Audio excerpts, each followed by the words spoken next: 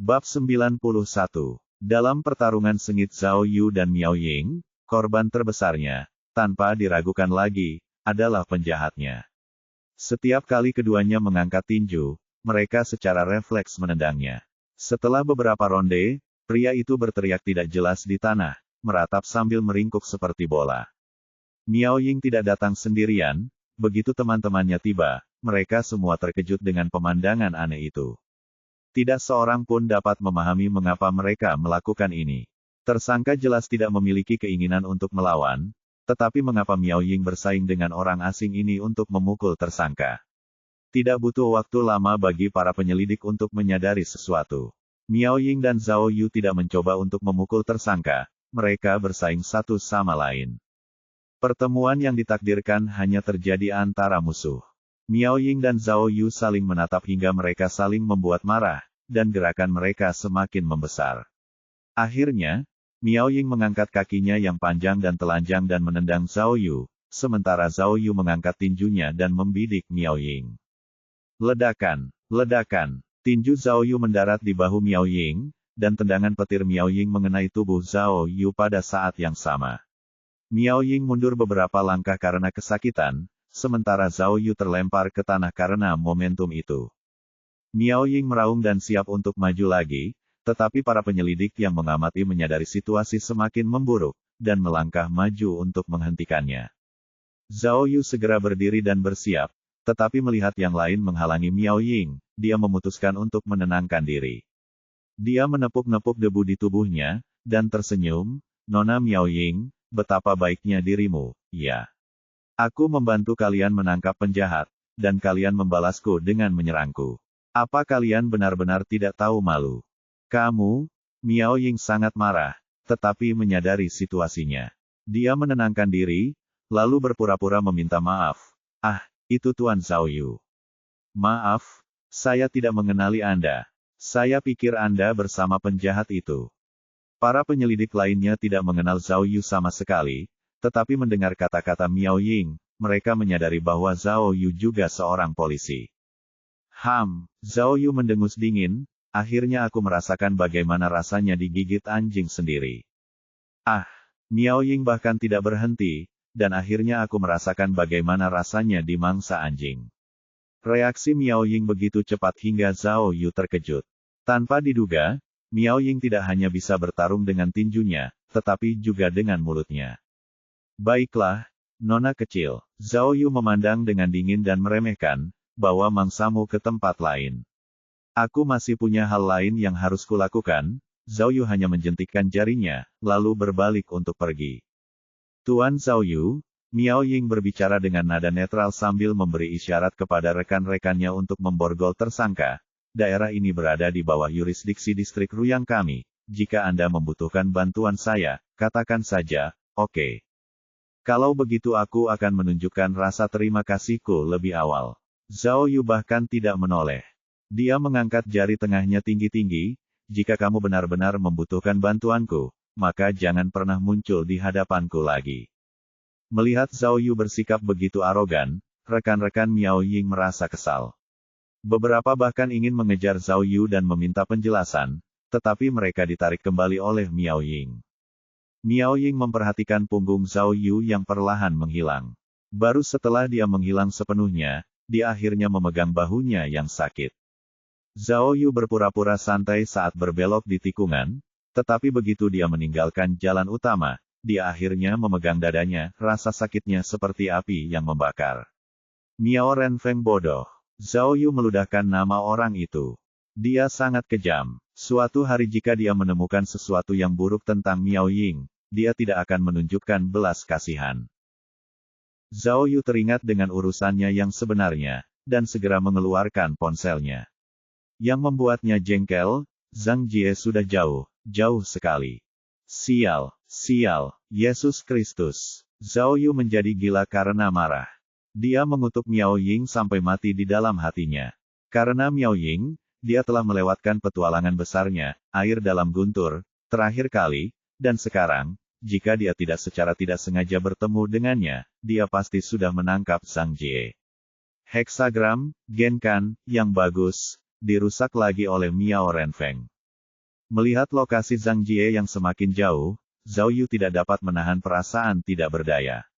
Sekarang sudah terlambat. Jika dia ingin menyingkirkan saingan cintanya, sepertinya dia harus menunggu kesempatan lain. Namun setelah ia sedikit tenang, Zhao Yu tiba-tiba mengeluarkan sebuah dompet dari tasnya. Dompet itu terjatuh dari tas pelaku saat perkelahian itu. Ketika Zhao Yu ditendang oleh Miao Ying, tangannya mendarat di dompet itu. Karena kebiasaan lamanya, bagaimana mungkin ia menolak barang gratis seperti ini? Jadi ia hanya memasukkannya ke dalam tasnya sendiri. Hari ini petualanganku hancur karena kalian. Jika aku tidak mendapatkan semacam hadiah hiburan, itu akan sangat menyedihkan, pikirnya. Dompet itu sudah dikemas. Ketika dibuka, ada segepok uang kertas 100 yuan berwarna merah. Dari perkiraan kasar, mungkin ada 5 atau 6 ribu yuan. Zhao Yu mengeluarkannya dan memasukkannya ke dalam dompetnya sendiri, lalu memeriksa dompet itu dengan kasar. Ada beberapa kartu bank di sana, beberapa foto, beberapa tiket saham, dan bahkan beberapa tiket untuk mandi. Zhao Yu memperhatikan dengan saksama, stoknya sudah kedaluarsa, dan tidak ada nilainya. Namun dompet itu sendiri cukup bagus. Tidak hanya terbuat dari kulit asli, tetapi juga tampak seperti merek terkenal. Menukarnya dengan dompetnya saat ini sepertinya merupakan ide yang bagus. Zhao Yu menemukan tempat sampah, dan mulai membuang semua barang lain di dompetnya. Ia membuang semua saham, tiket, dan kartu bank, lalu ia mulai mengeluarkan foto-foto. Ada satu foto di slot foto, dan itu adalah foto tersangka. Tersangka dalam foto itu tampak sangat muda, dan tampak sedang berlibur. Bahkan ada beberapa pohon palem di belakangnya, dan dia tersenyum cerah. Namun, foto itu sudah cukup tua. Zhao Yu mencoba beberapa kali untuk mengeluarkannya, tetapi foto itu seperti direkatkan. Zhao Yu cukup keras kepala. Semakin sulit untuk mengeluarkan foto itu, semakin dia ingin melakukannya. Kekuatannya meningkat setiap kali mencoba. Akhirnya, dengan suara robekan, slot foto itu dirobek oleh Zhao Yu, dan foto itu melayang keluar. Tanpa diduga ada foto lain di belakang yang pertama. Dua foto melayang keluar secara bersamaan. Zhao Yu hanya bisa membungkuk dan mengambilnya. Dia bermaksud membuang keduanya, tetapi karena penasaran dia mengintip foto baru itu. Tanpa diduga, foto itu bukan milik tersangka sendiri, melainkan seorang wanita. Tiba-tiba, Zhao Yu menjadi lebih tertarik. Dia tidak pernah menduga bahwa di balik foto tersangka ada foto seorang wanita. Tidak perlu dikatakan lagi, wanita itu adalah kekasih kedua, atau kekasih impian. Zhao Yu memperhatikan foto itu dengan saksama, dan menyadari bahwa wanita itu tidak begitu cantik. Dia bahkan terlihat agak lambat. Tunggu, mata Zhao Yu tiba-tiba membelalak. Kok wanita di foto itu terlihat begitu familiar? Seolah-olah dia pernah melihatnya. Seolah-olah Zhao Yu tersambar petir. Dia terus gemetar, dan jantungnya berdebar kencang. Astaga, wanita ini, bukankah dia, Lin Meifeng? Bab 92. Apa kau yakin? Tanyanya pada dirinya sendiri. Zhao Yu memperhatikan dengan saksama lagi. Meskipun wanita dalam foto itu masih sangat muda, itu adalah Lin Meifeng. Zhao Yu baru-baru ini berhubungan dengan Lin Meifeng, dan dia tidak mungkin salah. Pada saat itu, Zhao Yu merasa itu tidak dapat dipercaya. Ini, terlalu kebetulan. Foto Lin Meifeng benar-benar muncul di dompet yang kuambil begitu saja. Siapa sebenarnya pria yang ditangkap Miao Ying? Apa hubungannya dia dengan Lin Meifeng? Mungkinkah foto ini terkait dengan kasus pembantaian? Pikir Zhao Yu. Oh, benar, heksagram Genkan. Zhao Yu tiba-tiba teringat sistem keajaiban. Mungkinkah foto ini menjadi subjek utama petualangan yang akan ia hadapi hari ini? Apakah foto tersebut menggambarkan perkembangan kasus? Jika memang demikian, maka tersangka yang ditangkap Miao Ying adalah orang penting bagi kasusnya sendiri. Zhao Yu merasa kasusnya dipertaruhkan dan mulai menggali tempat sampah. Dia mengambil kartu bank dan voucher yang baru saja dia buang ke tempat sampah, dan tidak ada sehelai kertas pun yang tersisa.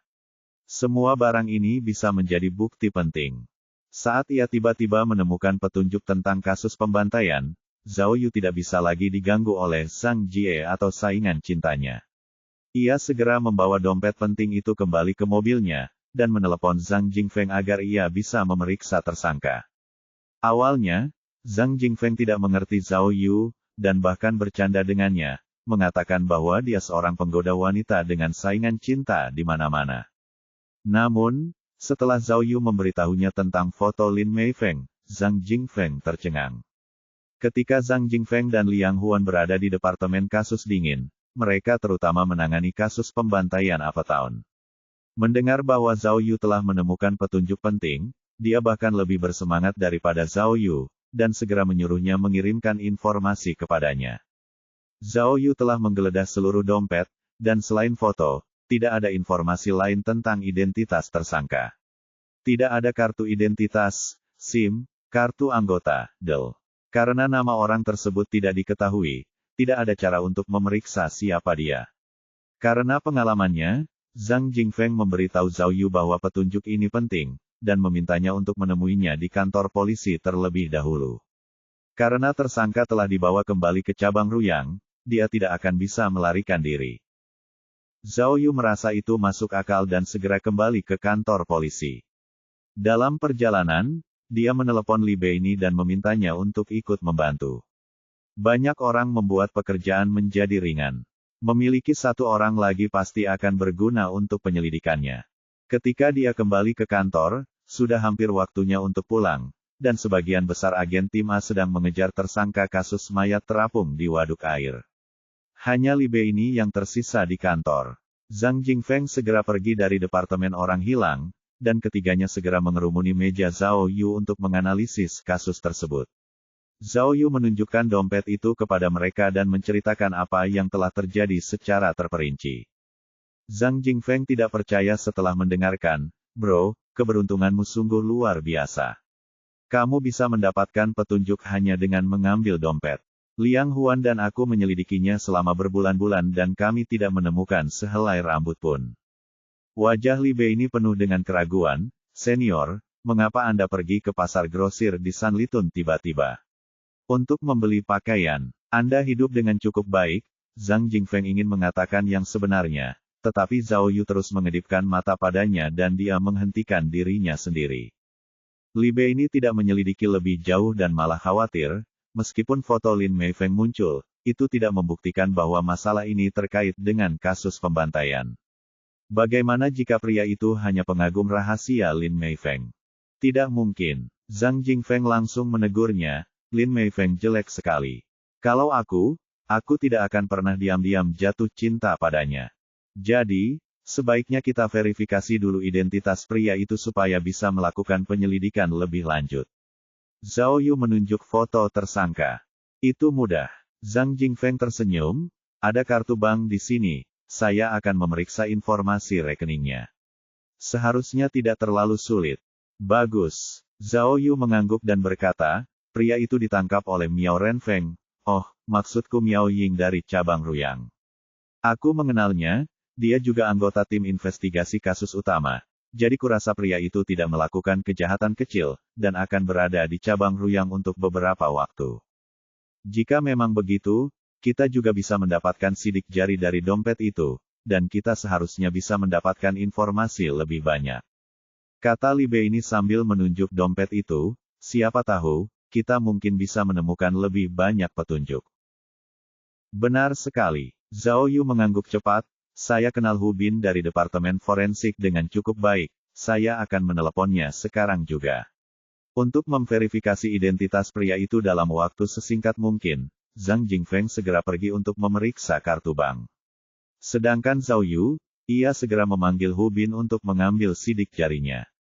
Dengan bantuan teman-temannya, Zhao Yu merasa bahwa ia tidak lagi sendirian, dan ia menjadi lebih percaya diri dari sebelumnya. "Senior, Li Beini penasaran, kamu bilang kamu kenal Miao Ying, jadi kenapa kamu tidak menelepon dan bertanya langsung padanya? Bukankah itu akan menghemat waktu kita?" Ya." Zhao Yu merasa malu, "Aku tidak begitu mengenalnya, dan kami sempat berselisih paham selama pelatihan." "Oh, wanita muda itu pintar, aku tahu, wanita ini pasti ada hubungannya denganmu yang dipukuli seperti orang bodoh, kan? Tapi sekali lagi, pacarnya benar-benar hebat karena bisa memukulmu, sungguh hebat. Baiklah, baiklah. Zhao Yu berkata dengan masam, mari kita mulai. Beini, sekarang tersangka telah ditahan di cabang Ruyang, apakah menurutmu aku bisa pergi untuk menyelidiki kasus kita? Yah, pikir Li Beini, tidak terlalu sulit, tapi tidak mudah juga. Mengapa, senior? Kata Li Beini, sebenarnya sangat umum bagi dua cabang untuk bekerja sama dalam penyelidikan, tetapi berbeda halnya jika menyangkut dirimu. Mengapa? Karena Liu Changhu. Li Beini berkata, langkah yang biasa kamu lakukan adalah mengirim laporan tentang masalah ini kepada Liu Changhu terlebih dahulu sebelum dia menghubungi para pemimpin cabang Ruyang, dan mengirimi mereka aplikasi untuk mengizinkanmu membantu penyelidikan mereka. Setelah itu, kamu hanya perlu membawa dokumen yang relevan bersamamu ke cabang Ruyang untuk diselidiki. Tapi, Zhao Yu mengerti. Liu Changhu tidak sabar untuk mengeluarkan Zhao Yu dari tim investigasi kasus utama. Jadi, mengapa dia membantunya mengirim laporan? Terutama ketika laporan itu terkait dengan kasus pembantaian. Liu Changhu pasti akan berusaha menghentikannya. Tetapi, Li Beini berpikir sejenak dan berkata, bukan tidak mungkin jika kau ingin melewati Liu Changhu. Karena ini hanya masalah memudahkan kita, tidak perlu kau harus melalui jalur resmi. Jika kau memiliki hubungan pribadi dengan seseorang dari cabang Ruyang, kurasa tidak apa-apa untuk menginterogasi tersangka.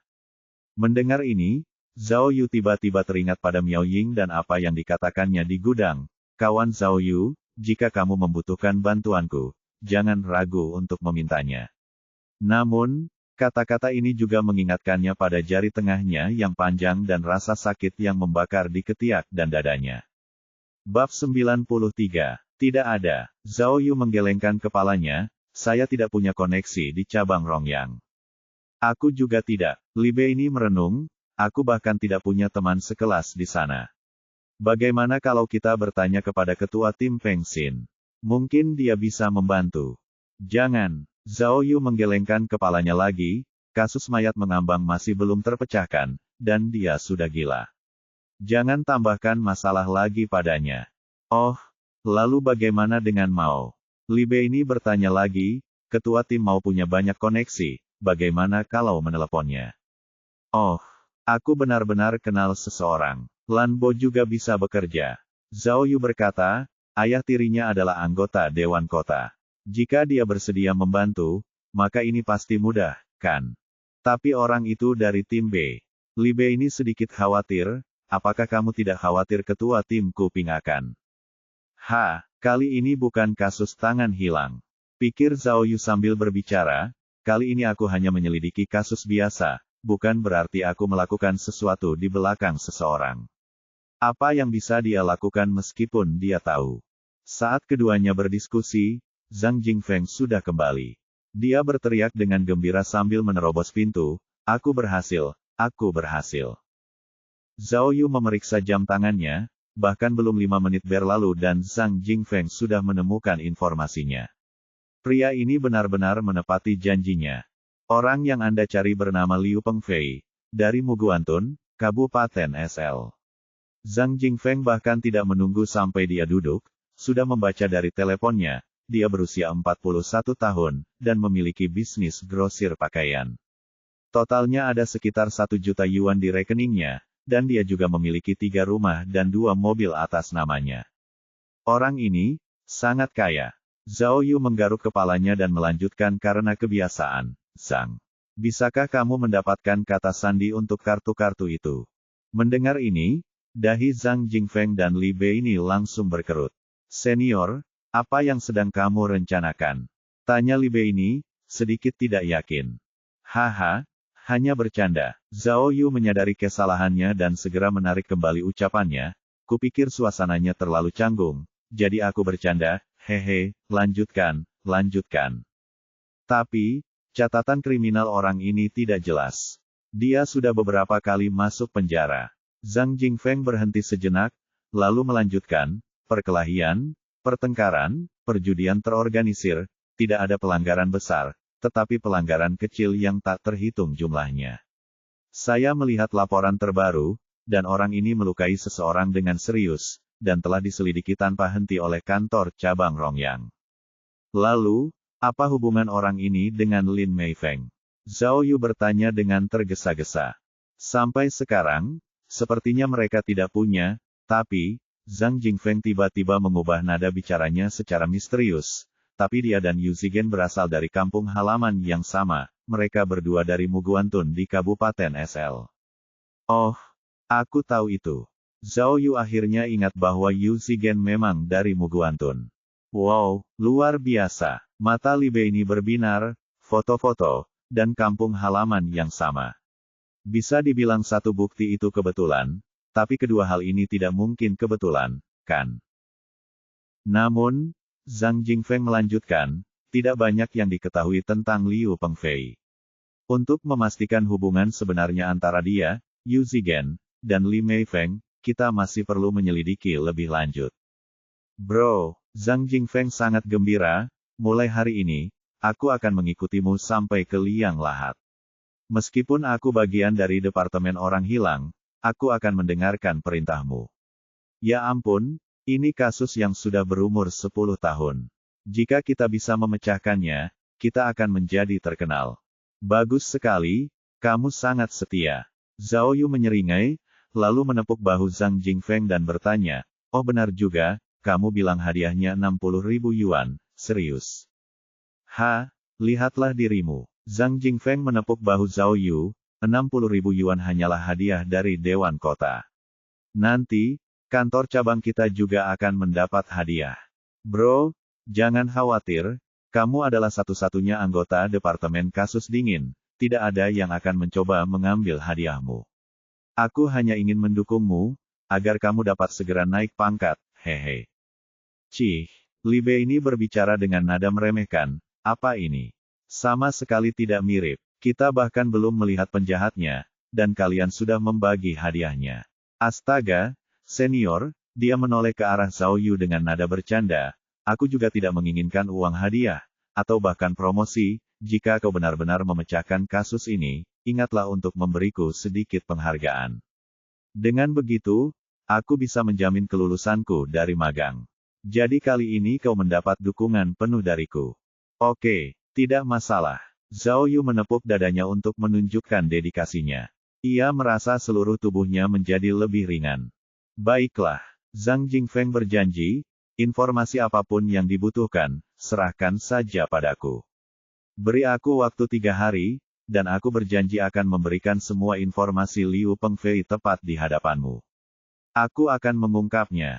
Baiklah, bagus, Memehm. Meskipun merasa sedikit pusing, Zhao Yu tetap tidak melupakan topik penting dan bertanya kepada Zhang Jingfeng. Benar, Zhang? Apakah kamu punya koneksi ke kantor cabang Rongyang? Aku ingin menginterogasi Liu Pengfei secara langsung. Tanpa diduga, Zhang Jingfeng mulai tertawa, tidak masalah. Cari saja Liang Huan. Istri Liang Huan ada di kantor cabang Rongyang. Kurasa dia ada di Departemen Narkoba, dan kurasa dia wakil kepala departemen. Benarkah? Zhao Yu awalnya bersemangat, lalu sedikit terintimidasi. Meskipun istri Liang Huan adalah wakil kepala departemen, dia tetap dipindahkan. Zhao Yu sama sekali tidak mendapat dukungan. Jika dia akhirnya dipindahkan, dia akan berakhir jauh lebih buruk daripada Liang Huan. Apapun yang terjadi, dia harus menyelesaikan kasus ini. Aku akan meneleponnya sekarang juga. Zhang Jingfeng mengeluarkan ponselnya, jangan khawatir, kasus pembantaian adalah masalah yang sangat pelik bagiku dan Liang. Dia pasti akan membantumu. Zhang Jingfeng langsung menelepon Liang Huan.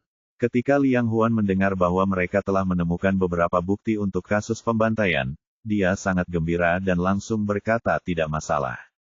Dengan persetujuan dari istrinya, mereka bisa menginterogasi tersangka besok. Begitu dia menutup telepon, Hu Bin juga menyelesaikan pekerjaannya. Dia mengembalikan dompet itu kepada Zhao Yu, dan mengatakan ada total 4 set sidik jari yang berfungsi. Sampelnya sudah diambil, dan sekarang mereka tinggal membandingkannya dengan basis data. Li Bei ini segera mendaftar untuk melakukan perbandingan. Melihat teman-temannya mengerahkan seluruh tenaga, Zhao Yu tidak dapat menahan rasa syukurnya. Sejak dia menyeberang, meskipun semuanya berjalan dengan baik, dia tidak dapat menahan rasa kesepian, namun, hari ini berbeda. Meskipun dia adalah satu-satunya anggota Departemen Kasus Tertutup, dengan teman-temannya ini, dia seperti memiliki timnya sendiri.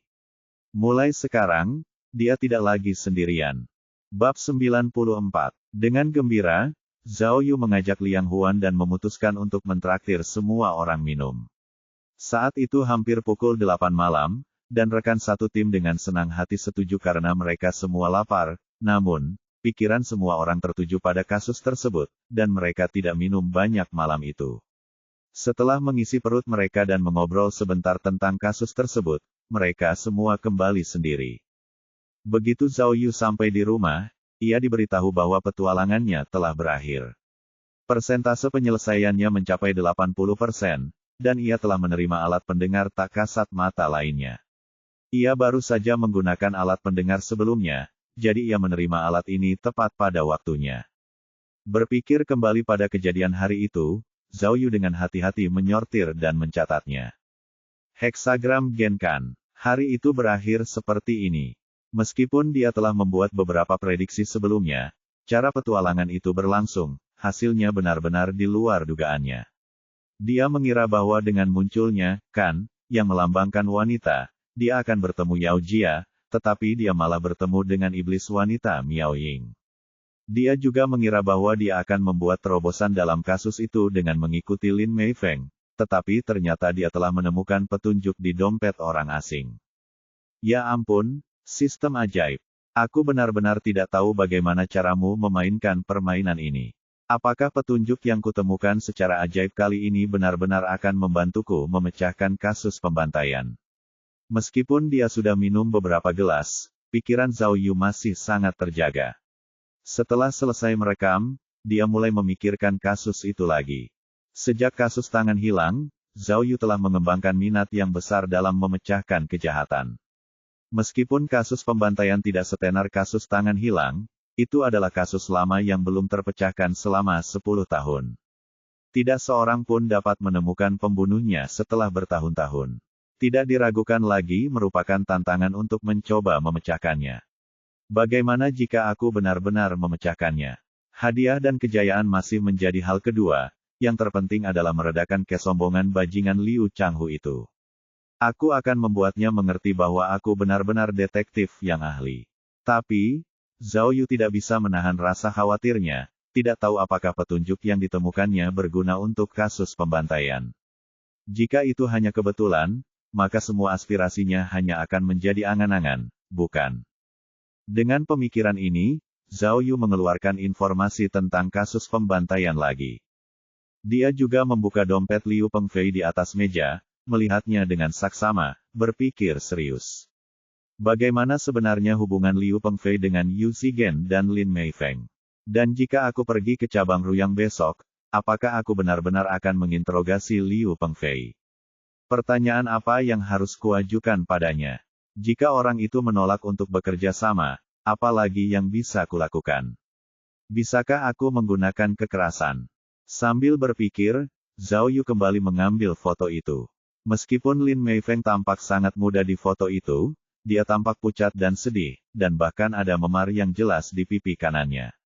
Dia menyanggul rambutnya dengan sederhana dan mengenakan sweter putih biasa. Latar belakangnya menunjukkan bahwa dia sedang berada di pasar. Yu Zigen sering memukul Lin Meifeng. Apakah memar di wajahnya disebabkan oleh Yu Zigen?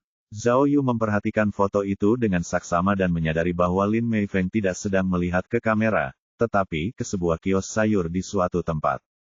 Dia mungkin sedang berbelanja kebutuhan sehari-hari. Tampilan ini, Zhao Yu mengingat beberapa adegan film. Foto ini sepertinya diambil secara diam-diam.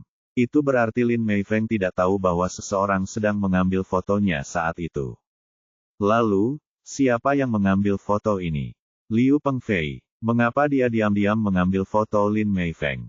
Apakah ini terkait dengan kematian Yu Zigen? Zhao Yu terus memikirkan kasus itu dan pergi tidur larut malam. Karena sudah lewat tengah malam, dia melakukan perhitungan lagi. Hasilnya menarik, heksagram Genkan lainnya. Namun, penjelasannya kali ini benar-benar berbeda, gunung dan air. Gunung menang atas air, puncaknya datang saat perahu rendah, masuk saat tidak ada lubang, sampah akan mengelilingi.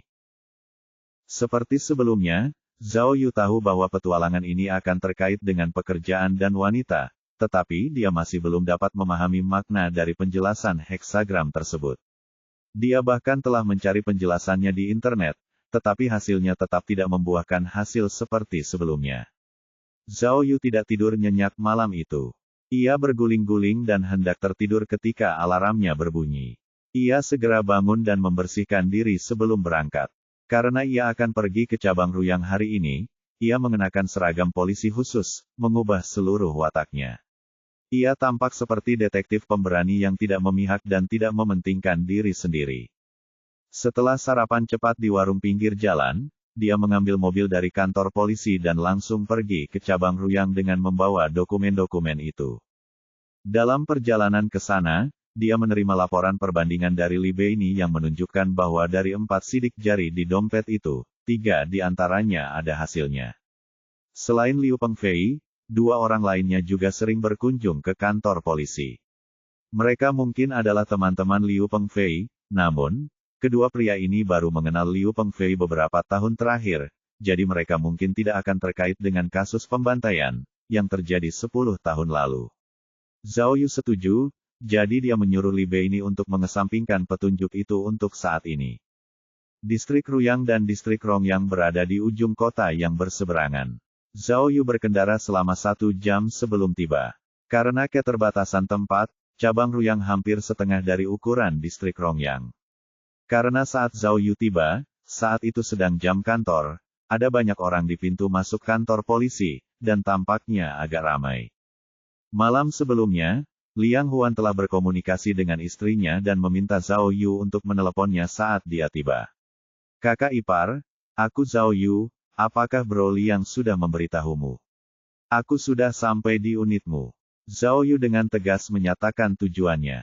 Oh, ternyata kamu, Zhao. Telepon itu sedikit berisik, ya, Liang Huan telah memberitahuku tentangmu, dan aku sudah membuat pengaturan. Kamu bisa langsung pergi ke tim investigasi kasus utama dan mencari Kapten Miao Ying, aku sudah memberitahunya. Ketika mendengar 2 kata, Miao Ying, Zhao Yu hanya merasakan getaran di kepalanya. Ya ampun, inilah yang kutakuti, mengapa harus dia? Iblis wanita ini benar-benar hebat, dia sudah menjadi kapten di usia yang begitu muda. Pikirnya. Oh tidak, kakak ipar. Zhao Yu tergagap. Apakah ada orang lain yang bisa kuajak bicara selain Miao Ying? Apa? Istri Liang Huan tidak memahaminya dan berkata, jangan khawatir, aku sudah bicara dengannya. Dia kaptennya dan penjahatnya ada di tangannya. Oh, kamu hanya perlu memberitahu dia bahwa kamu dari cabang Rongyang.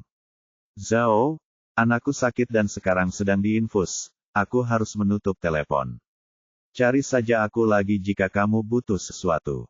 Dia menutup telepon sebelum Zhao Yu sempat menjawab.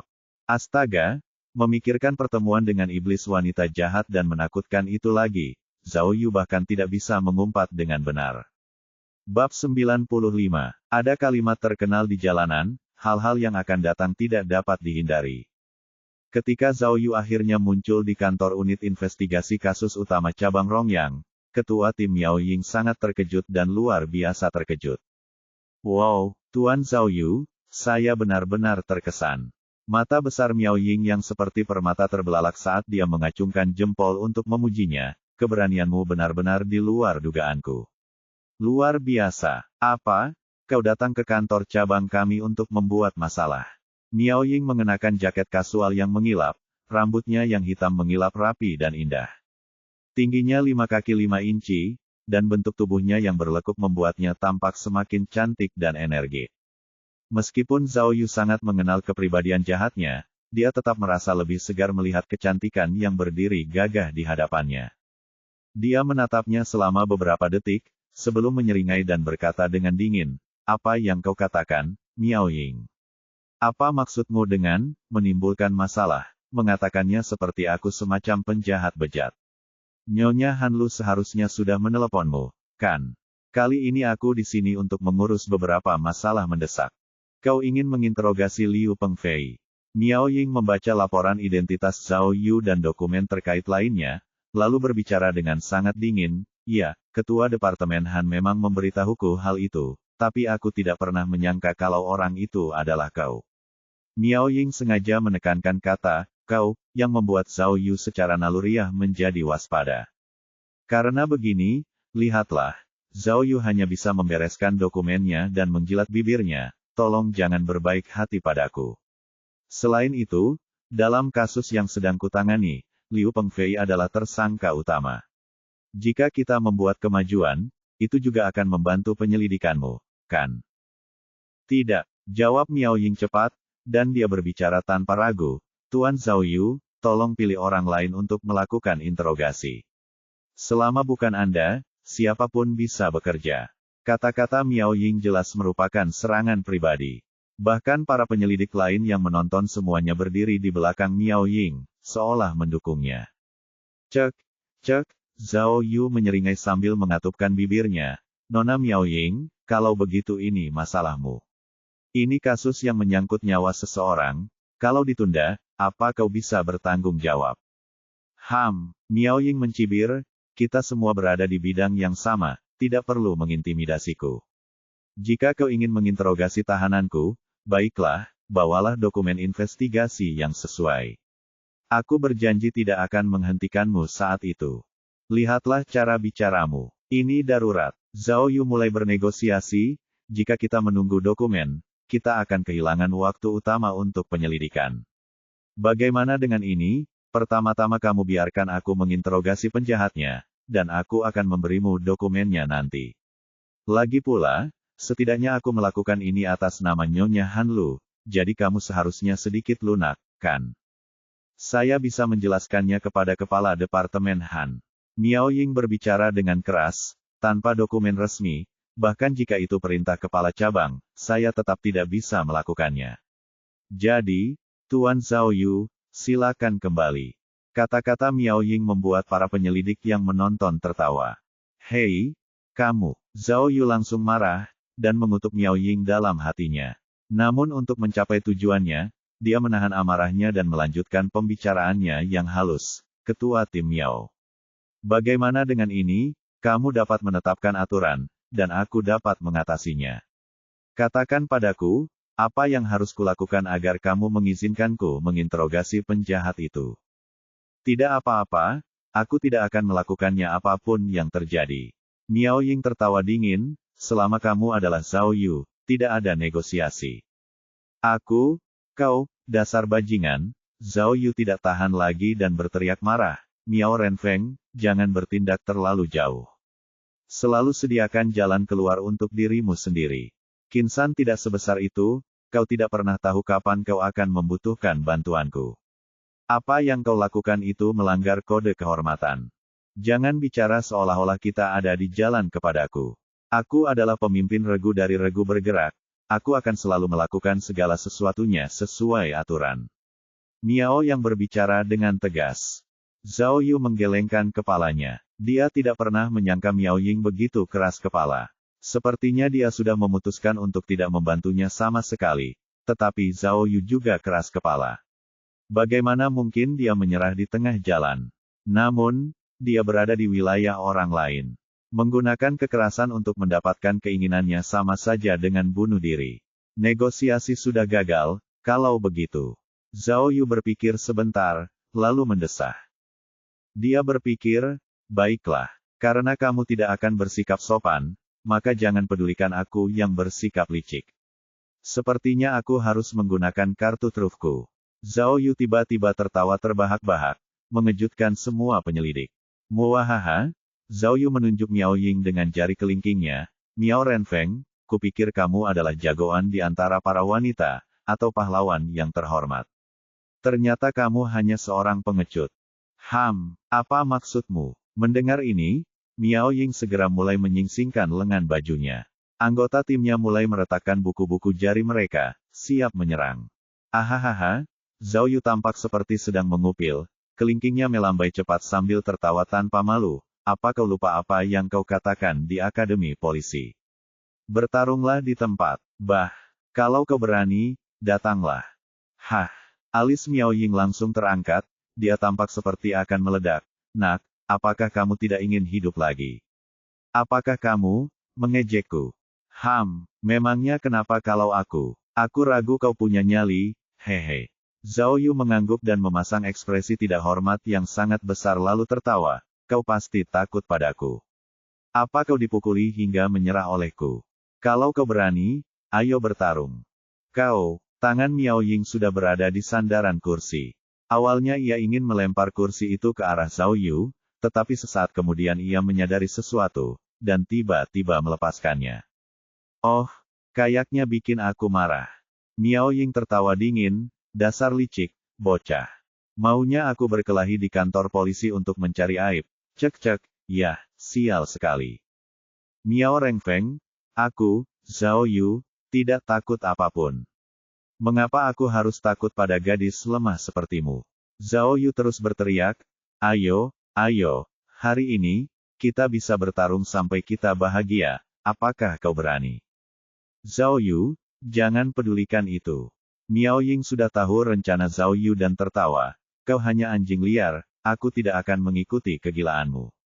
Ahahaha, apa yang kukatakan?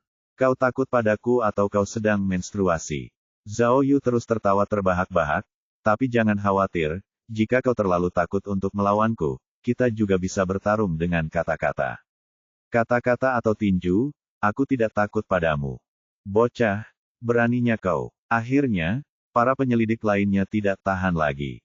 Masing-masing dari mereka ingin maju dan bertarung, siap untuk mengalahkan Zhao Yu. Miao Ying melihat situasi berubah buruk dan segera menghentikan mereka, jangan bergerak, jika kalian bertindak, kalian akan jatuh ke dalam perangkapnya, ini kantor polisi. Dia menoleh ke Zhao Yu, jangan bodoh. Miao Ying menahan amarahnya dengan susah payah, apapun yang terjadi, aku tidak akan membiarkan kalian menginterogasi penjahat itu. Kalian tidak bisa berbuat apa-apa. Ahahaha, Zhao Yu tertawa terbahak-bahak sekali lagi, tidak bisakah kau melihatnya? Siapa yang peduli dengan penjahat itu? Miao Renfeng, kau benar, aku di sini untuk membuat masalah. Terlalu takut untuk bertarung dengan tinjumu, terlalu takut untuk bertarung dengan kata-kata, jika kau bertanya padaku, kau hanyalah kura-kura pengecut. Kau dan unit investigasi kasus kunci Rong Yang semuanya sampah. Bab 96. Seorang agen menghentakkan kakinya dan berteriak, aku tidak tahan lagi, aku ingin membunuhnya. Kapten, agen lain memohon pada Miao Ying dengan gelisah, orang ini terlalu sombong, kita harus memberinya pelajaran. Ya, agen lain menambahkan, mari kita hancurkan dia bersama-sama dan kemudian tuntut dia atas pencemaran nama baik, bagaimana menurutmu? Aku benar-benar tidak tahan lagi. Semua agen menggertakkan gigi dan menghentakkan kaki dengan marah. Miao Ying mengepalkan tangannya dan tidak sabar untuk menghajar Zhao Yu, tetapi dia adalah seorang kapten, dan merasa curiga setelah melihat perilaku arogan Zhao Yu. Zhao Yu bisa saja datang dengan membawa kamera pengintai atau alat penyadap. Jika dia menghajarnya, itu mungkin akan menimbulkan masalah bagi dirinya sendiri. Tetapi Zhao Yu telah memanggilnya pengecut, dan tim investigasinya sampah, bagaimana dia bisa menerima ini begitu saja? Pada akhirnya, Miao Ying memukul meja kantor dengan tinjunya. Barang-barang di atasnya melompat lebih dari satu kaki sebelum jatuh. Dengan ini, para agen yang sebelumnya gelisah tiba-tiba menjadi tenang, dan bahkan tidak berani bernapas terlalu keras. Semua orang tahu bahwa konsekuensinya sangat serius ketika Miao Renfeng marah. Zhao Yu, jangan bertindak terlalu jauh. Miao Ying berkata dengan galak, aku akan menunjukkan kepadamu bagaimana kamu akan mati hari ini. Katakan padaku, bagaimana kamu ingin bertanding? Bertarung atau beradab? Wahaha, melihat bahwa triknya berhasil, Zhao Yu tertawa, beginilah seharusnya seorang pahlawan wanita bersikap. Bertarung itu mudah, kita hanya perlu mencari tempat yang luas untuk berduel sampai ada pemenangnya. Menang dan kau adalah raja, kalah dan kau adalah orang buangan. Hidup dan mati, kaya atau miskin, itu semua takdir. Bagaimana dengan cara yang sopan? Miao Ying bertanya lagi. Cara sipil agak rumit. Ada banyak cara, seperti bertaruh, meniru, dan memakan daging. Zhao Yu mulai memberikan pengetahuannya tentang dunia bawah tanah lagi. Kurasa aku tidak perlu menjelaskan tentang bertaruh. Meniru berarti aku melakukan suatu tindakan dan kamu mengikutinya. Jika kamu bisa melakukan hal yang sama maka kamu menang. Omong kosong apa ini? Miao Ying mengerutkan kening, jika kamu melepas celanamu dan buang air kecil, aku harus melakukan hal yang sama. Baiklah, kalau begitu aku akan melakukan suatu tindakan dan kamu akan mengikutinya. Duh, teriak Zhao Yu, kau seorang profesional, jika kau melakukan salto ke belakang 720 derajat, bukankah aku juga akan mati? Lalu bagaimana kita harus bersaing? Kita juga bisa berkompetisi dengan menggunakan dada kita untuk menghancurkan batu, berbaring di atas paku, mengebor lubang di telapak tangan kita. Zhao Yu melihat Miao Ying menyilangkan lengannya dengan ekspresi jijik di wajahnya, atau memakan daging. Seperti ikan mas di akuarium, kodok di kolam, dan tikus di lubang. Kita memakannya hidup-hidup. Siapapun yang memakannya akan menang. Mendengar kata-kata Zhao Yu, para agen merasa sedikit mual dan tampak jijik.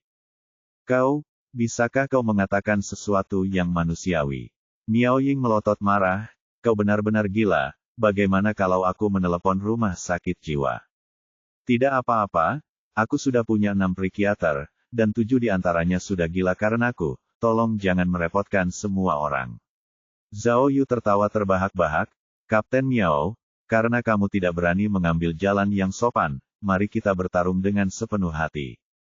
Jika kamu mau, kita bisa menandatangani perjanjian pertanggungjawaban. Jika aku dipukuli sampai mati olehmu, kamu tidak akan dimintai pertanggungjawaban, bagaimana? Miao Ying gemetar karena marah.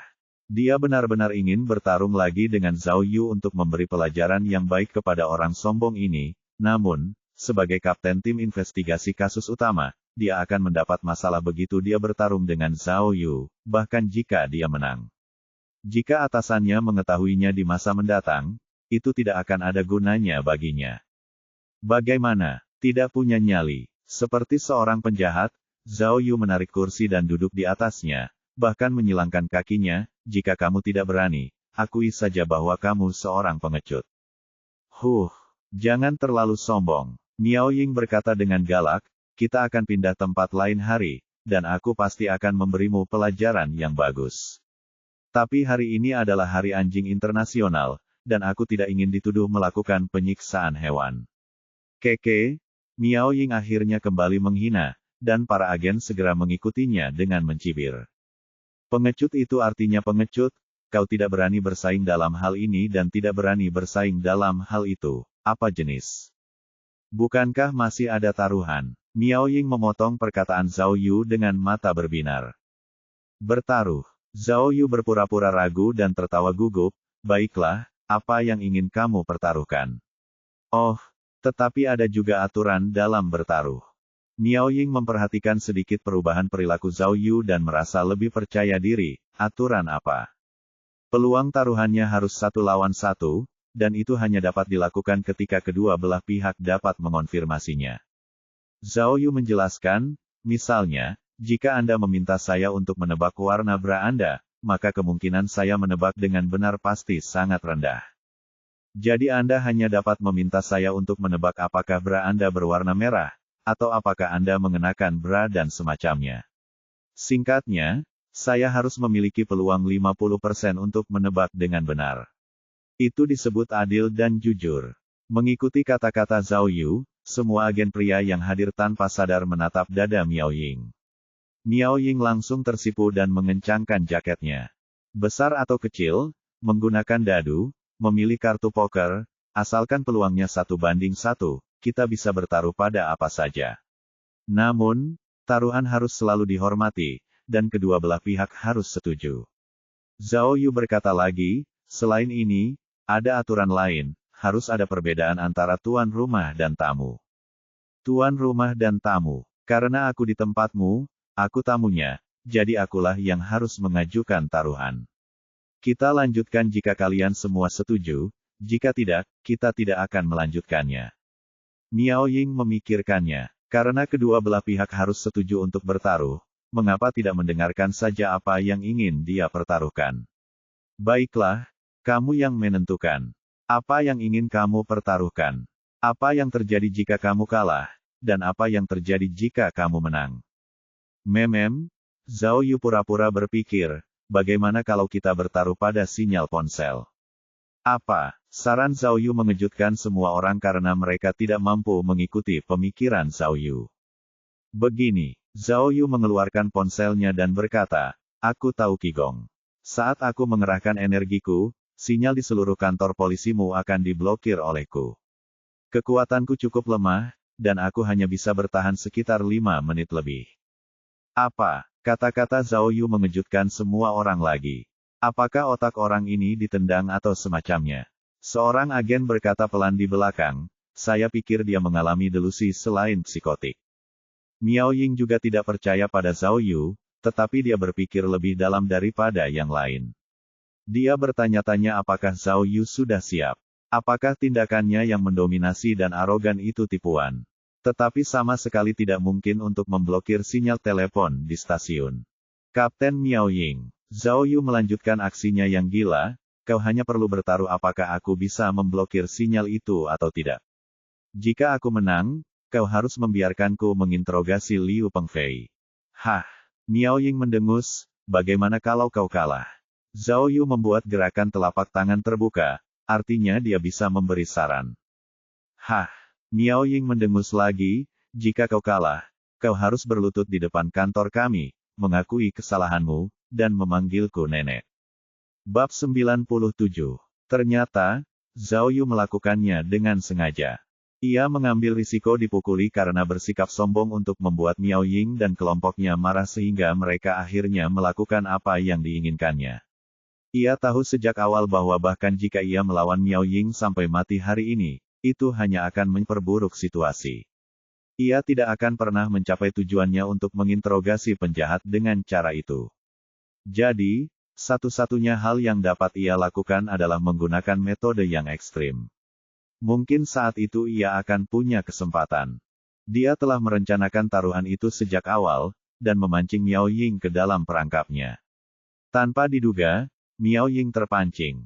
Tentu saja, jika dia tidak memiliki barang-barang dari sistem keajaiban, Zhao Yu tidak akan seyakin ini. Dia tahu betul efek barang-barang itu. Setelah berpikir sebentar, dia akhirnya menemukan solusi dengan tergesa-gesa dan membuat taruhan ini. Dia memiliki pengacau sinyal tak terlihat. Dalam pengantarnya disebutkan bahwa jangkauan efektif pengacau tersebut sekitar 100 meter, jadi menggunakannya untuk memblokir seluruh kantor polisi sudah lebih dari cukup. Barang itu tidak meninggalkan jejak dan tidak terdeteksi. Bahkan jika Miao Ying menggunakan imajinasinya, tidak mungkin dia akan mengetahui bagaimana dia melakukannya. Baiklah, janji. Zhao Yu sudah menunggu persetujuan Miao Ying, dan langsung berbicara, kalau begitu kalian duduk saja dengan tenang dan perhatikan baik-baik, aku akan mulai sekarang.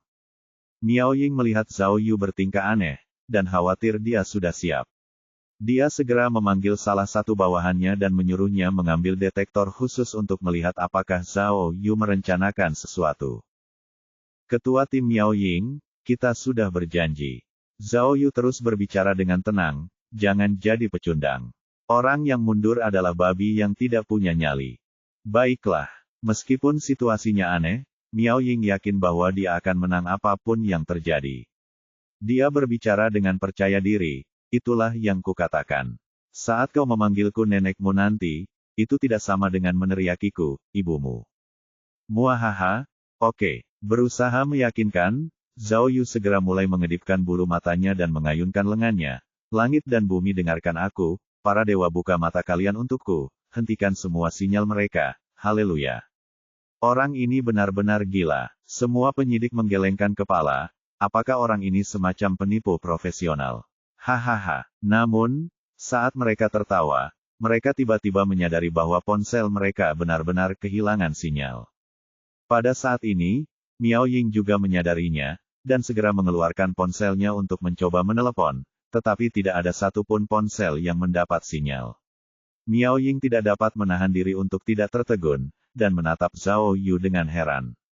Oh, benar-benar berhasil. Terima kasih, para dewa di atas sana. Tolong bekerja lebih keras lagi, blokir sinyalnya sedikit lebih lama. Zhao Yu sudah menyalakan pengacau sinyal tak kasat mata itu. Sambil memantau status pengacau sinyal itu dalam benaknya, dia bergumam kepada orang banyak, hitung mundur dimulai sekarang. Tinggal 5 menit lagi, aku sudah selesai. Zhao Yu terus berbicara omong kosong, tetapi Miao Ying sudah berkeringat deras. Miao Ying mengambil semua nomor yang bisa ditemukannya dan menelepon semuanya, tetapi bahkan nomor telepon darurat tidak berfungsi. Para penyelidik lainnya semua tercengang, dan keresahan mereka menjadi liar. Beberapa dari mereka bahkan pergi ke departemen lain dan gedung lain, tetapi seluruh sinyal telepon gedung diblokir. Dan bukan hanya sinyal telepon, tetapi bahkan sinyal nirkabel juga. Mengingat mereka berada di kantor polisi, ponsel mereka memiliki koneksi sinyal khusus.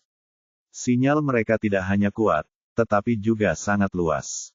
Pengacau biasa tidak akan berpengaruh, tetapi setelah Zhao Yu melantunkan mantra, sinyalnya secara misterius telah diganggu. Bagaimana mungkin? Penyidik itu buru-buru menggunakan detektor sinyal, tetapi setelah menggunakan detektor, mereka malah semakin tercengang.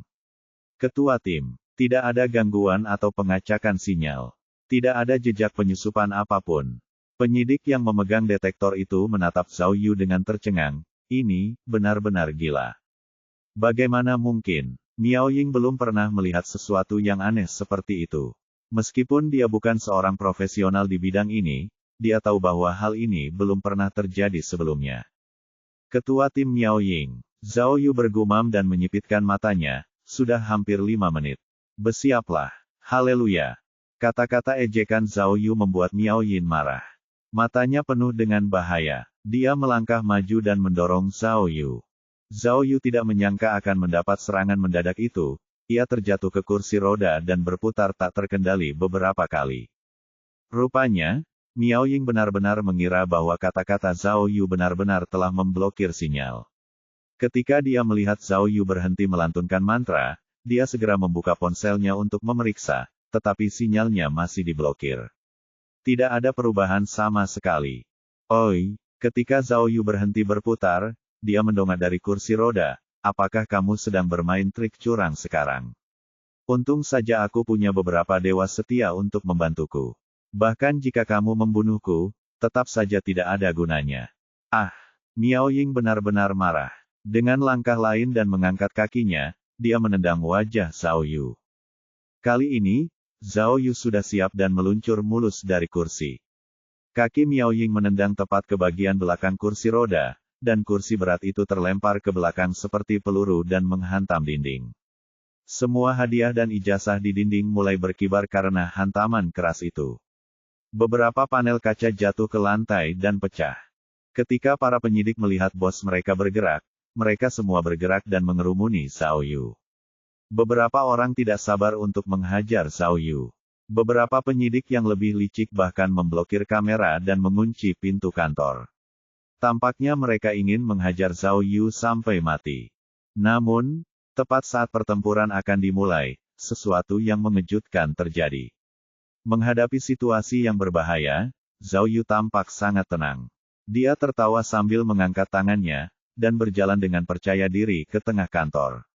Semuanya, dia menunjukkan wajah yang berani, dan bahkan menunjuk ke wajahnya sendiri, ayo. Jika kalian berani, pukul saja aku sampai mati. Jika aku membalas, panggil aku pengecut. Bab 98. Zhao Yu meletakkan kedua tangannya di atas tanah, memiringkan kepalanya, dan tertawa licik. Meskipun dia tampak menyebalkan, para agen itu merasa tidak nyaman. Jika Zhao Yu bertindak menyebalkan, mereka akan menghajarnya tanpa ragu-ragu. Namun, Zhao Yu telah bersikap mengalah, yang membuat semua orang bingung dan ragu-ragu. Suasana di ruangan itu mirip dengan klimaks pertandingan basket di mana para pemain bertahan lawan tiba-tiba bergerak ke samping. Kurangnya rasa percaya diri membuat sulit untuk memasukkan bola ke gawang. Ada istilah untuk ini di jalanan, mundur untuk maju, lawan api dengan api. Zhao Yu sadar bahwa ia berhadapan dengan banyak agen yang penuh semangat, dan juga Miao Ying yang memiliki kemampuan bertarung yang luar biasa. Jika ia berkelahi dengan mereka, tidak akan ada peluang baginya untuk menang. Mengetahui hal ini, ia memutuskan untuk menyerah dan membiarkan mereka memukulnya dengan cara apapun yang mereka suka. Ia tidak akan membalas. Dengan begitu orang yang memukulnya akan merasa bosan, dan merasa pukulan mereka tidak berpengaruh. Begitulah yang dirasakan para agen. Salah satu agen meninju punggung Zhao Yu, dan Zhao Yu terhuyung mundur beberapa langkah tetapi tidak bersuara. Tak lama kemudian, agen lain menendang Zhao Yu yang juga tidak bereaksi, tetapi tetap mempertahankan senyum jahatnya. Akhirnya, ketika orang ketiga mengangkat kursi untuk menjatuhkan kepala Zhao Yu, Miao Ying segera berteriak dan menghentikan mereka. Bagaimanapun juga, Miao Ying adalah seorang kapten tim. Jika orang lain tahu bahwa dia membiarkan seluruh timnya memukuli seorang perwira dari cabang lain, tidak mungkin dia bisa menjelaskan dirinya sendiri. Selain itu, dia diberitahu bahwa Zhao Yu tidak melawan. Dia merasa bahwa Zhao Yu telah datang dengan persiapan. Jika dia membawa semacam kamera pengintai atau alat penyadap, situasinya akan sangat merugikan mereka. Jangan sampai jatuh ke dalam perangkap Zhao Yu. Jadi semuanya, apakah kalian masih ingin memukulku? Zhao Yu bertanya dengan tenang lalu menunjuk arlojinya. Kapten Miao, 5 menit telah berlalu, kalian telah kalah taruhan. Miao Ying melihat jam di ponselnya. Bukan hanya sudah 5 menit, tetapi sinyalnya sudah diblokir selama hampir 10 menit. Pengenalan sistem tersebut menyatakan bahwa pemblokir sinyal tak terlihat tersebut dapat bertahan hingga 1 jam, dan dapat dihentikan kapan saja setelah diaktifkan. Zhao Yu melihat waktunya sudah hampir tepat, dan dengan cepat membuat beberapa gerakan sebelum berteriak, mulai. Sambil menekan tombol berhenti di otaknya untuk menonaktifkan pemblokir. Ada yang mengatakan bahwa itu hanya kebetulan saja bahwa Zhao Yu secara ajaib memblokir sinyal di kantor polisi. Tetapi setelah dia berteriak, aktif, semua telepon milik agen itu kembali aktif, dan mereka tidak punya pilihan selain mengakui bahwa Zhao Yu ada hubungannya dengan pemblokiran sinyal tersebut. Miao Ying mengernyitkan alisnya tetapi tidak dapat memahami bagaimana dia melakukannya. Perilaku Zhao Yu berada di luar imajinasinya, namun, dia telah menyetujui taruhan di depan begitu banyak orang, jadi dia harus mengakui bahwa dia kalah. Miao Ying dengan enggan melambaikan tangannya ke bawahannya, kalian semua, buatlah pengaturan untuknya, dan bawa Liu Pengfei ke ruang interogasi. Mendengar ini, Zhao Yu mengepalkan tangannya di depan Miao Ying dan berkata dengan serius, terima kasih, Kapten Miao. Anda adalah wanita yang menepati janji, Anda mendapatkan rasa hormat saya. Pujian Zhao Yu terdengar sangat tulus, dan dia tidak lagi menunjukkan ekspresi yang tidak terduga dan gila seperti biasanya. Oh, Miao Ying akhirnya menyadari sesuatu, jangan bilang, dia bersikap aneh saat itu hanya akting. Orang ini sudah merencanakan semuanya. Aku, ditipu. Ini, Miao Ying menatap lurus ke arah Zhao Yu dan berpikir, sepertinya aku meremehkan orang ini. Aku benar-benar tertipu oleh perilakunya yang arogan dan menyebalkan. Aku harus ekstra hati-hati jika bertemu dengannya lagi. Dengan pemikiran ini, Miao Ying berkata dengan dingin kepada Zhao Yu, tetapi izinkan aku memperingatkanmu terlebih dahulu. Aku dapat membiarkanmu menginterogasi orang itu, tetapi kamu tidak dapat melakukan sesuatu yang tidak pantas. Kami akan mengawasi interogasi tersebut. Tentu saja, Zhao Yu tertawa, aku tahu aturannya. Tapi jika aku mendapatkan petunjuk penting dari Liu Pengfei, kau juga akan mendapat pujian, Kapten Miao. Siapa tahu, kau mungkin ingin mentraktirku jika itu terjadi. Hah, jangan pernah berpikir tentang itu. Miao Ying mengalihkan pandangannya dari Zhao Yu dengan jijik. Para agen tidak berani menentang perintah kapten mereka. Meskipun mereka masih cemberut pada Zhao Yu, mereka membawa Liu Pengfei ke ruang interogasi 10 menit kemudian. Khawatir bahwa Zhao Yu memiliki motif tersembunyi, Miao Ying menyuruh 3 agen pria yang tinggi dan tegap memasuki ruang interogasi bersama Zhao Yu. Meskipun mereka tetap dengan alasan membantu Zhao Yu, alasan sebenarnya adalah untuk mengawasinya. Karena Zhao Yu tidak menyembunyikan apapun, dia tidak keberatan. Sudah merupakan keajaiban bahwa dia bisa menginterogasi Liu Pengfei. Zhao Yu awalnya telah menyiapkan beberapa pertanyaan untuk ditanyakan kepada Liu Pengfei, namun, setelah dia memenangkan taruhan menggunakan pemblokir sinyal tak terlihat, dia tiba-tiba teringat bahwa dia memiliki alat lain. Benar, aku masih punya 5 detektor kebohongan yang tidak terlihat. Meskipun hanya bertahan 10 menit, detektor itu dapat mendeteksi dengan akurat jika seseorang berbohong, dan akurasinya 100%. Terlebih lagi, detektor itu sama sekali tidak terlihat dan jauh lebih kuat daripada detektor kebohongan sungguhan.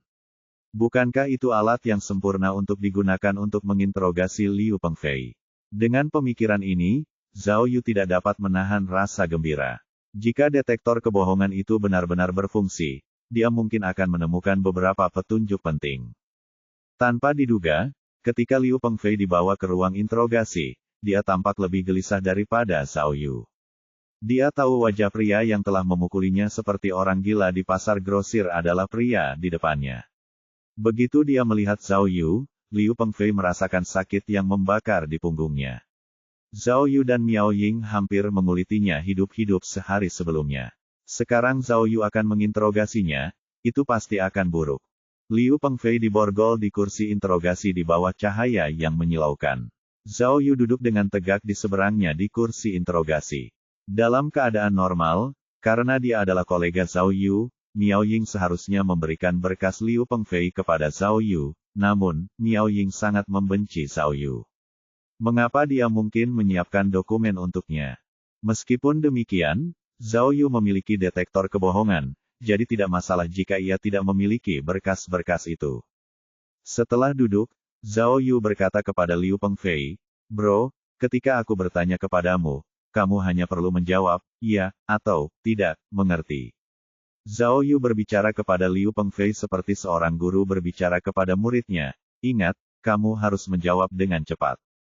Jika kamu menjawab dengan baik, aku mungkin bisa mengeluarkanmu dari sini. Jika kamu tidak menjawab dengan baik, kamu tahu konsekuensinya. Mendengar perkataan Zhao Yu, Liu Pengfei menggigil dan menelan ludah sebelum menganggukkan kepalanya dengan enggan.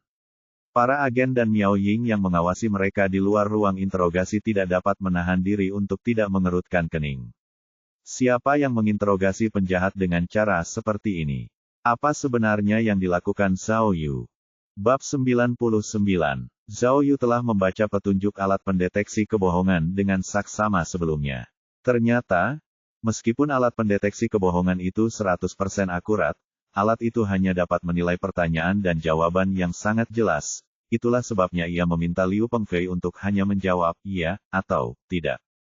Ketika Zhao Yu menyalakan saklar detektor kebohongan tak kasat mata itu, sebuah gambar sederhana muncul di benaknya, lampu merah, lampu hijau, dan di kanan atas, hitungan mundur 10 menit. Seluruh gambar itu sesederhana gambar anak-anak. Melihat waktu yang perlahan berlalu, Zhao Yu bergegas maju dan mulai mengajukan pertanyaannya. Karena ini adalah pertama kalinya, dan Zhao Yu tidak punya pengalaman, dia menanyakan pertanyaan yang paling sederhana, apakah kamu seorang pria? Ya, meskipun bingung, Liu Pengfei tetap bekerja sama dan menjawab. Lampu hijau di kepala Zhao Yu menyala. Oh, sepertinya lampu hijau melambangkan kebenaran. Apakah kamu seorang wanita? Untuk memeriksa keabsahan detektor kebohongan, Zhao Yu mengajukan pertanyaan mudah lainnya. Tidak, lampu hijau menyala lagi. Kalau begitu, Zhao Yu ingin menguji keefektifan kebohongan dengan detektor itu, dan berkata kepada Liu Pengfei, "Kak, aku akan menanyakan sesuatu padamu, kali ini kau harus menjawab ya, oke?" Perkataan Zhao Yu membuat semua orang yang menonton menjadi sangat bingung. Apakah kamu transgender? Zhao Yu bertanya dan segera menunjuk Liu Pengfei. Katakan ya, cepat. Liu Pengfei berkeringat deras dan hanya bisa mengangguk kecil, iya. Lampu merah itu tidak hanya menyala, tetapi juga mengeluarkan suara dengungan yang keras. Zhao Yu mendesah kagum. Sepertinya alat pendeteksi kebohongan itu sangat jujur. Baiklah, pengujian selesai. Mari kita mulai secara resmi. Zhao Yu memberi isyarat lagi pada Liu Pengfei. Kamu tidak perlu mengatakan yang sebenarnya, cukup jawab ya atau tidak, dan cepat, oke. Hah, apa? Liu Pengfei sedikit bingung. Miao Ying dan petugas lainnya semua melihat dengan rasa ingin tahu. Siapa yang akan menyuruh penjahat itu untuk tidak mengatakan kebenaran? Mereka tidak mengerti apa yang dipikirkan Zhao Yu. Cepatlah. Zhao Yu memperhatikan waktu yang berkurang dengan cepat dan bertanya, apakah namamu Liu Pengfei? Ya, lampu hijau. Apakah Anda dari Muguantun di Kabupaten SL? Ya, lampu hijau. Apakah kamu suka makan kue beras? Tidak, lampu hijau. Apakah orang tuamu bercerai? Tidak, lampu hijau. Apakah kamu pernah menjalani operasi ambien sebelumnya? Apakah ada yang pernah mengatakan kamu mengalami disfungsi ereksi? Zhao Yu mengajukan lebih dari 10 pertanyaan yang tidak relevan dan canggung secara berurutan. Meskipun Liu Pengfei tidak mengerti maksud pertanyaan-pertanyaan ini, dia menjawab dengan jujur. Dia tidak menyadarinya, tetapi di bawah bimbingan Zhao Yu, dia mulai menjawab pertanyaan dengan lebih cepat dan lebih cepat. Tanpa diduga, saat Zhao Yu menanyakan pertanyaannya, dia mengubah topik pembicaraan, dan dia bertanya dengan cepat, apakah kamu kenal Yu Zigen? Ketika mendengar nama Yu Zigen, Liu Pengfei tampak terdiam sejenak dan tidak langsung menjawab. Zhao Yu sudah lama menunggu reaksi ini. Bahkan tanpa detektor kebohongan, dia sudah tahu. Sepertinya Liu Pengfei memang mengenal Yu Zigen. Ya, setelah jeda 3 detik, Liu Pengfei akhirnya menjawab, tetapi dia juga menyadari kesalahannya dan tampak sangat gugup. Lampu hijau. Aku dan dia berasal dari desa yang sama, kami biasa bermain bersama. Liu Pengfei mencoba menjelaskan, tetapi saat dia menjelaskan dia menyadari bahwa dia semakin mengekspos dirinya sendiri. Sudah kubilang, kau hanya perlu menjawab ya atau tidak. Tidak perlu mengatakan apapun lagi. Zhao Yu mengingatkannya, tetapi Liu Pengfei bahkan lebih gugup, dan berkeringat deras. Pada saat itu, Miao Ying, yang sedang mengamati dari ruangan lain, merasa terkejut. Meskipun dia tidak tahu siapa Yu Zigen, dia secara naluriah sudah merasakan ada sesuatu yang penting terjadi. Tidak hanya itu, tetapi menyaksikan metode interogasi Zhao Yu yang aneh juga sama menariknya. Zhao Yu, orang macam apa dia? Apakah kamu kenal Lin Meifeng? Zhao Yu melanjutkan. Liu Pengfei terdiam sejenak, lalu menjawab, tidak. Detektor kebohongan berdengung, lampu merah menyala. Sudah ada bukti foto, jadi Zhao Yu sudah tahu jawaban pertanyaan itu. Dia tahu bahwa Liu Pengfei pasti mengenal Lin Meifeng. 10 tahun yang lalu, apakah kamu pergi ke kota? Zhao Yu terus menggali. Mendengar kata apa tahun, Liu Pengfei segera menyadari sesuatu dan menatap Zhao Yu. Matanya terbelalak, dipenuhi dengan ketakutan dan keterkejutan yang luar biasa. Apa yang kamu lihat? Jawab. Di bawah raungan Zhao Yu, Liu Pengfei segera menggelengkan kepalanya. Tidak. Bis, lampu merah. Meskipun dia hanya mengajukan beberapa pertanyaan sederhana, Zhao Yu merasa seperti tersambar petir. Ya ampun, mungkinkah kebenaran dari kasus pembantaian itu ada di sini? Pikirnya tak percaya. Zhao Yu merenung sejenak, lalu melanjutkan ke topik utama. Kasus pembantaian apa tahun 10 tahun lalu, apakah kamu mengetahuinya? Ya, Liu Pengfei mengangguk dan ingin menambahkan, aku hanya pernah mendengarnya. Namun sebelum dia sempat berbicara, Zhao Yu sudah berteriak, katakan padaku. Apakah kau membunuh Yu Zigen? Tidak, tidak mungkin. Wajah Liu Pengfei memucat, dan dia berkata, tidak, 3 kali. Bis, lampu merah. Wow, gila, pikir Zhao Yu. Matanya terbelalak, dan dia merasa sedikit pingsan. Meskipun dia mencurigai Liu Pengfei, dia hanya berharap menemukan bukti untuk kasus pembantaian itu. Tidak disangka bahwa Liu Pengfei adalah pelaku kasus pembantaian itu. Pelaku yang menghilang 10 tahun lalu, ada tepat di depannya. Kejutan itu datang terlalu tiba-tiba, dan Zhao Yu sama sekali tidak siap. Dia terdiam cukup lama sebelum menyadari waktu detektor kebohongan hampir habis.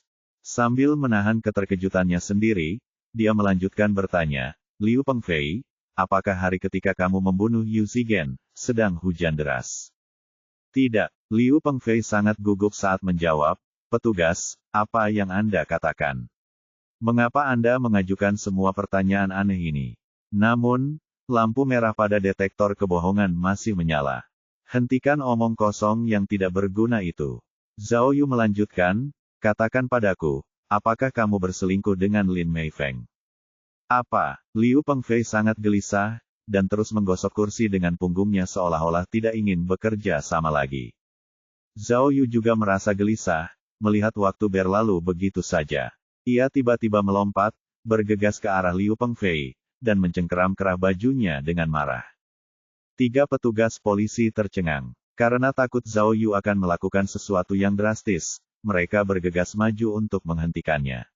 Namun, saat mereka hendak bergerak, pintu ruang interogasi tiba-tiba terbuka, dan Miao Ying masuk sambil memberitahu ketiga petugas polisi itu untuk berhenti. Kalian keluar dulu. Miao Ying melambaikan tangannya, dan ketiganya segera meninggalkan ruangan. Zhao Yu memperhatikan saat Miao Ying masuk, awalnya mengira dia datang untuk membuat masalah. Tanpa diduga, Miao Ying berjalan di depan Liu Pengfei dan berdiri di sana. Ketika melihat kedua setan berdiri di hadapannya, Liu Pengfei menelan ludah dengan lemah, gemetar bagai daun yang tertiup angin. Jangan khawatir, Zhao Yu. Buku-buku jari Miao Ying retak. Semua kamera pengintai sudah dimatikan. Kalimat singkat Miao Ying membuat Liu Pengfei menggigil. Pak Polisi, tolong, saya akan bekerja sama. Saya akan bekerja sama. Zhao Yu memperhatikan Miao Ying, sedikit terkejut, mencoba mencari tahu apa yang sedang dipikirkannya. Mengapa dia bekerja sama denganku? Apakah dia mencoba membuatku memukul pelakunya, untuk menjebakku? Apakah menurutmu aku bodoh? Pikirnya. Zhao Yu melepaskan kerah Liu Pengfei dan bertanya, cepat. Apakah kamu dan Lin Meifeng berselingkuh? Tidak, jawab Liu Pengfei, lalu menambahkan, petugas, saya benar-benar tidak mengerti apa yang Anda bicarakan. Detektor kebohongan awalnya menyala hijau, lalu berubah menjadi merah. Zhao Yu menyadari bahwa Liu Pengfei dan Lin Meifeng tidak berselingkuh, tetapi ketika dia mengatakan tidak tahu apa-apa, dia berbohong. Pelaku kasus pembantaian itu adalah dia. Bab 100. Setelah menemukan pelaku sebenarnya dengan bantuan detektor kebohongan, Zhao Yu terkejut sekaligus lega. Karena Liu Pengfei dan Lin Meifeng tidak berselingkuh, Lin Meifeng mungkin tidak ada hubungannya dengan kematian Yu Zigen. Sebelumnya, Zhao Yu berjuang dengan kasus ini karena ide itu. Meskipun instingnya mengatakan bahwa Lin Meifeng mungkin terkait dengan kasus pembantaian, dia tidak ingin Lin Meifeng menjadi pembunuhnya. Wanita malang ini telah melalui begitu banyak trauma, dan akhirnya menemukan kebahagiaan. Bagaimana dia bisa dengan kejam menghancurkan hidupnya? Untuk memastikannya 100%, Zhao Yu bertanya satu pertanyaan lagi kepada Liu Pengfei. Apakah kamu disewa atau ditekan oleh Lin Meifeng untuk membunuh Yu Zigen? Tidak, aku. Liu Pengfei ingin mengatakan sesuatu tetapi Zhao Yu segera menutup mulutnya. Takut detektor kebohongan tidak akurat jika jawaban Liu Pengfei terlalu panjang. Lampu hijau menyala dan Zhao Yu merasa lega. Tampaknya Lin Meifeng tidak ada hubungannya dengan kematian Yu Zigen. Tapi, tiba-tiba, rasa ragu menyelinap ke dalam pikiran Zhao Yu. Dia masih merasa ada yang tidak beres. Jika Lin Meifeng tidak ada hubungannya dengan Liu Pengfei yang membunuh Yu Zigen, lalu mengapa Liu Pengfei memiliki foto Lin Meifeng di dompetnya? Mungkinkah tebakan Li Bei ini benar? Apakah Liu Pengfei benar-benar diam-diam mengagumi Lin Meifeng? Zhao Yu ingin bertanya lebih lanjut, tetapi 5 menit berlalu dan detektor kebohongan berhenti bekerja. Kolom alat dalam benaknya menunjukkan bahwa jumlah detektor kebohongan telah berkurang 1. Hanya tersisa 4. Kelima detektor kebohongan ini diperoleh saat Zhao Yu memecahkan kasus tangan hilang. Persentase penyelesaian petualangannya telah melampaui 90%. Zhao Yu tidak terlalu memikirkan alat itu saat itu, tetapi sekarang tampaknya detektor kebohongan itu benar-benar hebat. Dengan alat ini, bahkan seorang penjahat keras kepala yang menolak untuk mengaku tidak akan dapat menyembunyikan kebenaran. Liu Pengfei berkeringat deras dan benar-benar kehabisan tenaga. Dadanya bergerak naik turun seolah-olah dia sedang mengalami tekanan mental yang sangat besar. Miao Ying sangat pintar. Meskipun dia tidak memiliki detektor kebohongan, dia sudah menemukan sesuatu hanya dengan menyaksikan interogasi. Oh, tidak heran Zhao Yu begitu gigih menginterogasi Liu Pengfei. Liu Pengfei terkait dengan kasus lain. Dan itu adalah kasus pembunuhan besar. Dengan pemikiran ini, ketidaksukaan Miao Ying terhadap Zhao Yu tiba-tiba sedikit melunak. Dia segera meminta bawahannya untuk menanyakan tentang kasus pembantaian Uptown, dan pada saat yang sama meminta seseorang untuk memeriksa latar belakang Zhao Yu. Yang mengejutkan Miao Ying adalah Zhao Yu awalnya menginterogasi Liu Pengfei dengan sangat aktif, tetapi tiba-tiba dia menjadi sangat pendiam dan mulai melihat-lihat berkas, sama sekali tidak menyadari keberadaan Liu Pengfei dan Miao Ying. Keheningan Zhao Yu membuat Liu Pengfei semakin takut.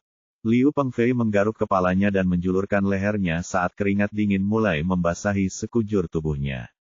Dia tampak gugup dan kaku, gelisah tanpa henti di kursi interogasi seolah-olah dia sedang berbaring di ranjang penuh jarum. Dia ingin menjelaskan kepada Zhao Yu bahwa dia tidak ada hubungannya dengan kematian Yu Zigen, tetapi kata-katanya tersangkut di tenggorokannya. Dia takut penjelasannya akan menimbulkan lebih banyak masalah, namun, keheningan telah berlangsung selama beberapa menit dan Zhao Yu masih belum mengucapkan sepatah kata pun, menggambar di atas kertas. Miao Ying melirik beberapa kali karena penasaran, tetapi Zhao Yu sengaja menutupi kertas itu dengan tangannya dan tidak membiarkannya melihatnya. Sebenarnya, Zhao Yu telah menggambar banyak kura-kura kecil di kertas itu. Alasan mengapa Zhao Yu berhenti berbicara bukanlah karena taktik psikologis apapun, tetapi karena detektor kebohongan yang tak terlihat telah berhenti dan dia tidak tahu bagaimana melanjutkan interogasi. Meskipun Zhao Yu telah memastikan bahwa Liu Pengfei adalah pembunuhnya, dia tidak punya bukti. Tidak ada sidik jari, jejak kaki, noda darah, DNA, del. Tanpa bukti apapun, dia tidak akan bisa membuat Liu Pengfei mengaku bersalah. Keadaan saat ini juga merugikan Zhao Yu. Miao Ying mengawasi di sampingnya, jadi dia tidak bisa berbuat apa-apa terhadap Liu Pengfei. Namun, tidak mudah untuk mendapatkan kesempatan menginterogasi Liu Pengfei, jadi dia tidak mau menyerah. Apa yang harus dia lakukan? Selain menggunakan kekerasan, apakah ada cara lain untuk membuat Liu Pengfei mengaku bersalah? Tidak ada bukti nyata. Bahkan jika dia menginterogasinya selama 3 hari lagi, dia tetap tidak akan mengakui kesalahannya. Benar-benar tidak ada bukti. Merasa tak berdaya, Zhao Yu hanya bisa mulai menggambar kura-kura di berkas-berkas itu dan memikirkan langkah selanjutnya. Terdengar suara ketukan dari luar ruang interogasi, dan seorang agen masuk dan memberikan beberapa berkas kepada Miao Ying. Miao Ying ingin meninggalkan ruang interogasi, tetapi dia khawatir Zhao Yu akan melakukan sesuatu yang ekstrim, jadi dia mengambil berkas-berkas itu dan mulai memeriksanya di sudut yang jauh dari Zhao Yu. Saat pintu besi itu tertutup, udara di ruang interogasi menjadi lebih pekat. Zhao Yu terus menggambar kura-kura di berkasnya sementara Miao Ying menatap berkasnya dengan serius. Kedua iblis itu sama sekali mengabaikan Liu Pengfei yang berada di kursi interogasi, yang membuat Liu Pengfei merasa semakin buruk. Ia gelisah dan sangat ketakutan. Liu Pengfei tahu tentang ketenangan sebelum badai. Seekor anjing yang menggigit tidak akan menggonggong dengan keras. Apakah kemalangan akan menimpanya nanti? 15 menit kemudian, Miao Ying selesai membaca berkas-berkas itu. Oh, akhirnya dia tahu semua tentang Zhao Yu. Menarik, orang ini memecahkan 2 kasus besar berturut-turut, bahkan menangkap pelakunya sendiri, dan mendapat hadiah tingkat kota. Dia dipindahkan ke Departemen Kasus Tertunda. Sepertinya orang ini keras kepala dan pemarah, tetapi berdasarkan kejadian yang dia buat sebelumnya, sepertinya dia benar-benar gigih. Jika itu orang lain, dia tidak akan pernah menempatkan dirinya dalam situasi berbahaya seperti itu hanya untuk menyelidiki sebuah kasus. Orang ini, penghinaan Miao Ying terhadap Zhao Yu telah melunak lagi. Setelah membaca informasi tentang kasus pembantaian Uptown, matanya berbinar seolah menyadari sesuatu yang penting. Pada saat yang sama, Zhao Yu tampaknya juga memikirkan sesuatu dan menghentikan gambarnya. Dia mencibirkan bibirnya ke arah Miao Ying, memberi isyarat agar Miao Ying keluar bersamanya sehingga mereka bisa berbicara. Miao Ying mengangguk dan keduanya berjalan keluar dari ruang interogasi. Zhao Yu berkata kepada Miao Ying, "Kapten Miao, bisakah kita membahas sesuatu?" "Bolehkah aku menanyakan sesuatu?" "Keke." Miao Ying tersenyum licik, seolah-olah dia sudah menebak apa yang dipikirkan Zhao Yu. Kenapa? Apakah kamu memintaku untuk bekerja sama denganmu, dan ikut serta dalam penyelidikanmu? Ah, Zhao Yu terkejut. Ini buruk. Iblis wanita ini sangat pintar. Itu dia. Setelah berpikir begitu lama, dia menebak apa yang akan kukatakan. Ini adalah akhir, pikirnya. Tanpa diduga, tepat saat Zhao Yu merasa putus asa, Miao Ying tersenyum lagi dan mengerucutkan bibir seksinya sambil berkata, tapi, aku setuju.